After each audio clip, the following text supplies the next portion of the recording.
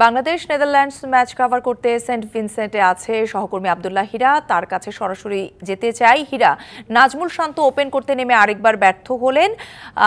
এই যে ক্যাপ্টেন বারবার ব্যর্থ হচ্ছেন, সেই পুরো প্রেশারটা কি দলের উপর পড়ছে? শম্পা, আপনি যেমনটা বলছিলেন, অধিনায়ক শান্ত আসলে আজকেও ব্যর্থ হয়েছেন। ওপেনিং এ তিনি ভালো করতে পারেননি। শান্তর ক্যাপ্টেন্সি তার হার বাড়িয়ে দিয়েছে কিনা সেটাই এখন প্রশ্ন।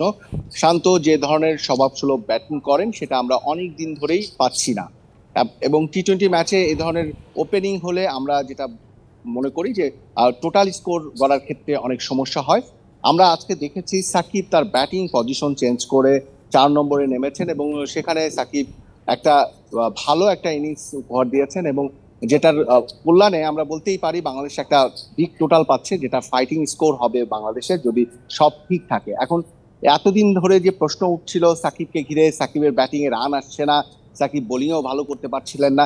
আসলে সাকিব যা দিয়েছেন, যা দিয়ে যাচ্ছেন, বা সাকিবের যে ক্রিকেটীয় কোয়ালিটি, সেখানে আসলে আমরা এত প্রশ্ন খুব কম তোলা উচিত। এবং সাকিবের অন্যান্য বিষয় নিয়ে অনেক বিতর্ক থাকতে পারে, কিন্তু মাঠের ক্রিকেটে সাকিব সবসময় একটা ইন্টারন্যাশনাল এরিনার যে পারফরম্যান্স সেটা আমরা সবসময় দেখে থাকি। আজকে কিন্তু দুর্দান্ত পারফর্ম করার ফলেই কিন্তু আমরা 10 ওভারে রান প্রায় 76-এর মতো উঠে গিয়েছিল, যেটা আমাদের খুবই দরকার ছিল। এই ধরনের একটা স্কোর নেদারল্যান্ডস আজকের এই ম্যাচটা অনেক গুরুত্বপূর্ণ, বলা হচ্ছে মহা গুরুত্বপূর্ণ, কেননা নেদারল্যান্ডসের বিপক্ষে এই ম্যাচটা জিতে গেলে সুপার 8-এ ওঠার পথটা অনেক সহজ হয়ে যাবে বাংলাদেশের জন্য।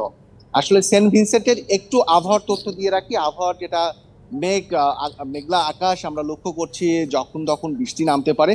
তবে খেলা আমরা যতটুকু মেঘের যে ঘন ঘটা দেখছি, তাতে খেলা হবে বা খেলা শেষ পর্যন্ত ফলাফলের মধ্য দিয়ে নিষ্পত্তি হবে, সেটা হয়তো আশা করতে পারি। আর বাংলাদেশের পারফরমেন্স এই মুহূর্তে ব্যাটিং নিয়ে আমরা সাকিবের ইনিংসের মধ্য দিয়ে, জুনিয়র তামিমের ইনিংসের মধ্য দিয়ে একটা সন্তুষ্টি প্রকাশ করতে পারি। তবে যেটি বলছিলেন।